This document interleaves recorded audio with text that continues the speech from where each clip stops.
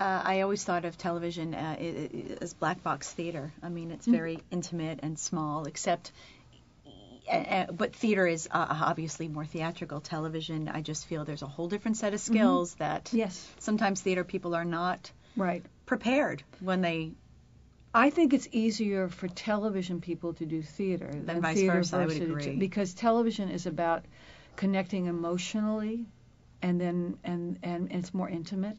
And I think it's easier for those kind of actors to maybe then up the energy, as opposed to people who are working just energetically and not as emotionally, truthfully. I mean, you can pretend emotion in the theater. You cannot do it on film and television.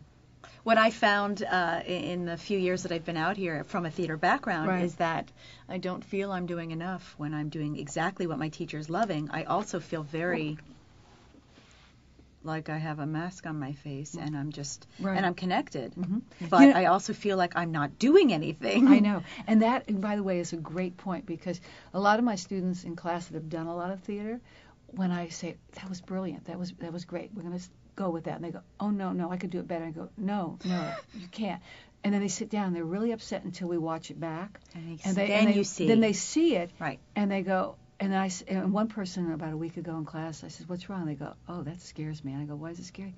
Because I don't know what I did. And I said, you didn't do anything. You just let it go and let it be.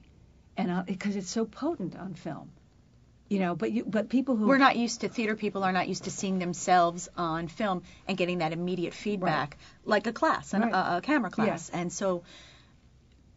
it's hard to not manipulate your face to do. It's an unnatural. It's almost very unnatural until it becomes a habit, and then it starts to, you go, ooh, I was doing so much before. I know, and that's what I said earlier about the biggest pet peeve and the biggest problem that most actors have is they don't trust that they're enough.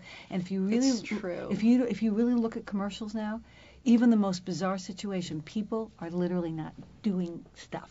They're not performing. They're just talking. I mean, think about this. One of the most ludicrous commercials on the air is Jack in the Box. Ping pong head guy, right? Yeah. Right? I would agree. Everybody's just talking. There's nobody trying to do anything. Or the gecko. I mean, it's all actually good actors. If you really look at the commercials, you'll see people who have done a lot of film, and they're not trying to be funny. You know, it's hard when you get something in a breakdown called quirky. You know, they're just sending over the gals that are, you know, or the guys that are quirky. Yeah, but someone who doesn't necessarily reek of quirkiness might go in and start doing, you know, bum, exactly. And you think. But that's what I say about casting. I don't know if I finished the thought a little while ago, is that when I says on callbacks, like only 40% is what you look like, then 30% is your talent and your ability to take direction, and then the last 30% is that your actual personality, your confidence, and your essence. And some people are just quirky. I know a lot of my students and people that I know, they say hello and it's funny. You can't teach that. Either people are that or they're not. But there's other people that can't, those same quirky people won't be taken seriously doing dramatic theatrical work. Part of what most actors need to really get is who they are.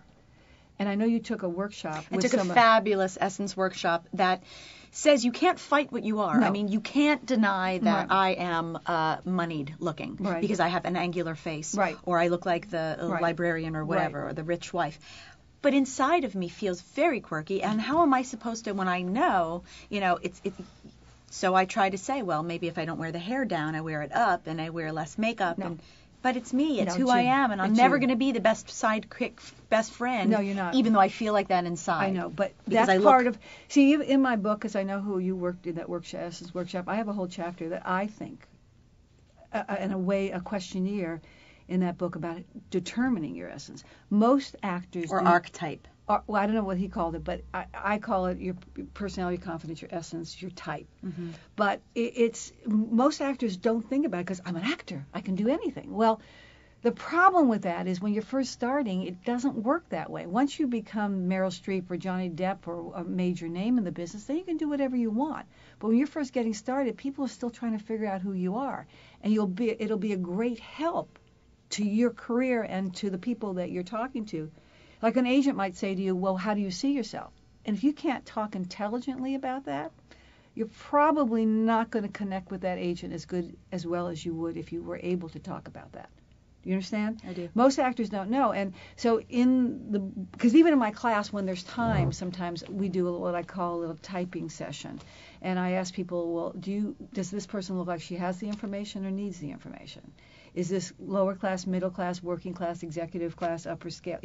It's just the way it is. It is the way it is. And as much as I'd love to play trailer trash, because I'd love to just try that world, right. I'm never going to go in for that. No.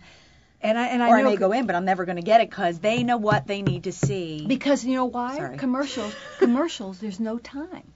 Like theatrically, when you're in the theater or most film and television shows, you have a minute or much longer to create a character. In commercials, that way. That's how long you have to create a character. They don't have time. And your essence has to match up with what you look like. It has to. And otherwise, they can't pinpoint you and put you where they need to go so people can either aspire to be you or identify with you. So it's really important for people to know that. And I would say 75% of actors, whether they're brand new or up to 3 or 4 years in the business, do not have a clue. They just sort of let the jobs they get define them. So they're missing out on jobs they should be, and they're going out for ones they shouldn't be.